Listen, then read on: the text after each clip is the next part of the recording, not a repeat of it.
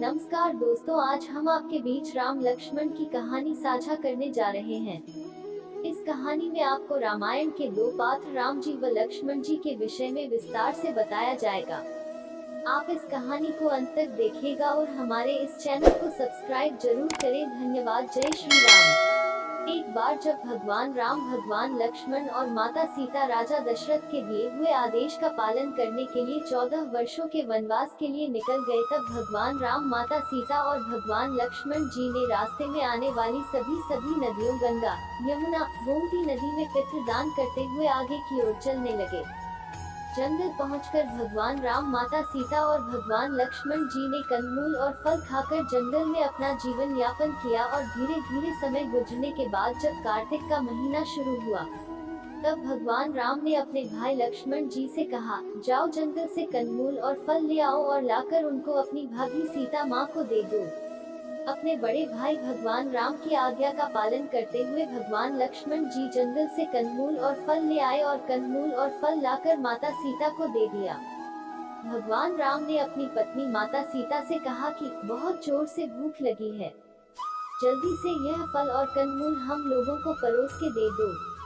माता सीता ने कंदमूल और फल के 4 भाग किए और 4 जगह परोस दिया, जिसको देखकर भगवान राम और लक्ष्मण जी ने माता सीता से कहा कि यहाँ पर तो 3 लोग हैं, तो आपने 4 जगह पर क्यों परोसा है। माता सीता ने बताया कि यह जो चौथा हिस्सा है वह गौमाता का है। भगवान राम और लक्ष्मण जी गौमाता को खिलाने के लिए चले जाते हैं। जब भगवान राम और लक्ष्मण जी गौ माता को कंदमूल और फल खिलाकर वापस आते हैं, तब भगवान राम माता सीता से कहते हैं कि सीता, तुमने भोजन करना क्यों शुरू नहीं किया। माता सीता ने बताया कि सबसे पहले मैं राम कथा सुनती हूँ, उसके बाद ही भोजन ग्रहण करती हूँ।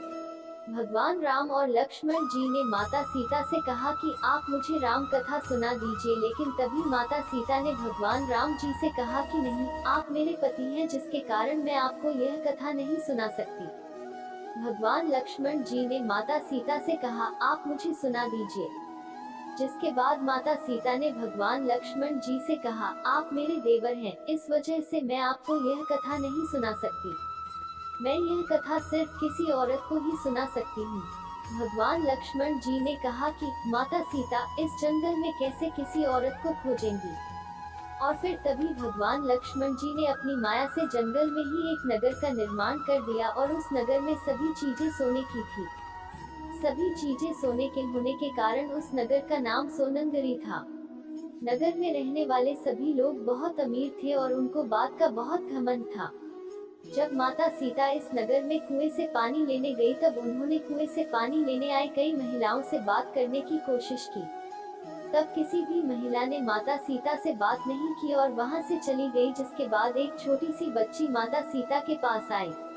तब माता सीता ने उस बच्ची से कहा कि तुम मुझसे राम कथा सुनोगी, और तभी माता सीता ने कहा कि मेरे पति और मेरा देवर भूखे हैं, तुम मुझसे राम कथा सुन लो। लेकिन उस बच्ची ने कहा कि मेरी माँ मेरी प्रतीक्षा कर रही है, मुझे जाना होगा, और वो बच्ची वहां से चली गई।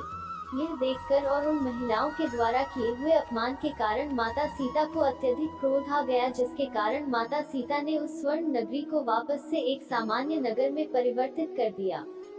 जैसे ही वह लड़की अपने घर पहुंची, तब सोने की नगरी को सामान्य नगर में देख और अपने घर को सामान्य देख उसकी माँ ने उससे पूछा कि यह क्या हो गया। तब उस लड़की ने बताया कि एक औरत कुएं के पास बैठी है, वह मुझसे कह रही थी कि राम कथा सुन लो, लेकिन मैंने नहीं सुनी, शायद उसी ने यह सब किया होगा भी। उसकी माँ ने उससे कहा कि जाओ राम कथा सुनो जाकर, लेकिन अपनी माँ की बात उस लड़की ने तब भी नहीं मानी और कथा सुनने से मना कर दिया। जिसके बाद उसकी बहू ने कहा, माँ जी मैं राम कथा सुन लूँ जाकर, जिसके बाद माँ जी ने राम कथा सुनने के लिए अपनी बहू को आज्ञा दे दी। वह एक घड़ा लेकर कुएं के पास गई और कुएं से पानी निकालकर उसको बार बार खाली करने लगी, जिसको देखकर माता सीता ने उससे पूछा कि तुम यह क्यों कर रही हो, घर जाकर कोई काम करो।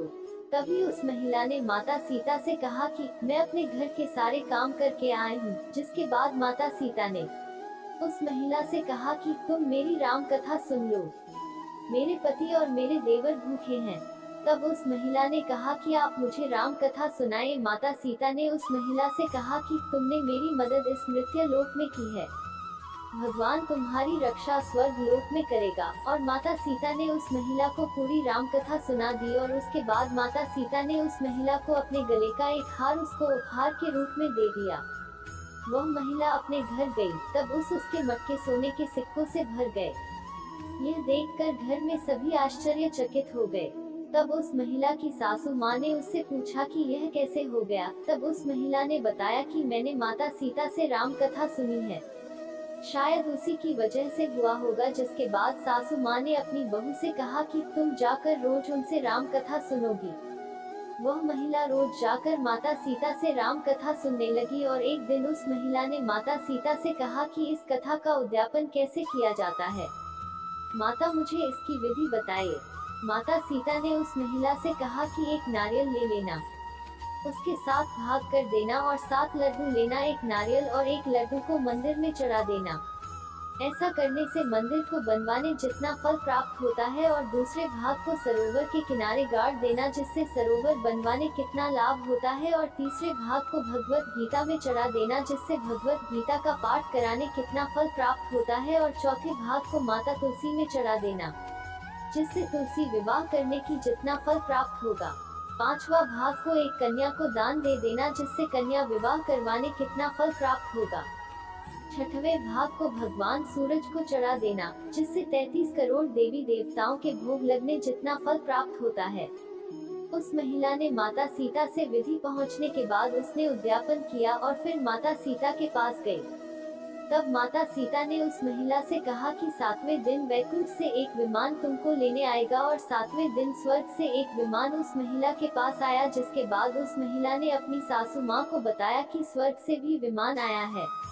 उसकी सासू माँ ने कहा कि मुझे और अपने ससुर जी को भी अपने साथ ले चलो और पड़ोसियों को भी अपने साथ ले चलो। सभी लोग उस विमान में बैठ गए। उसकी नंद आई। नंद ने उस महिला से कहा मेरे को भी ले चलो।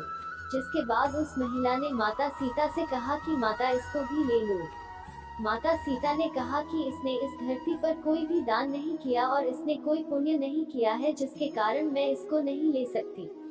तभी उस महिला ने अपनी नंद से कहा कि तुम कार्तिक मास में राम लक्ष्मण जी की कथा सुनना और उनका उद्यापन करना। 7वें दिन तुमको वैकुंठ से एक विमान लेने आएगा।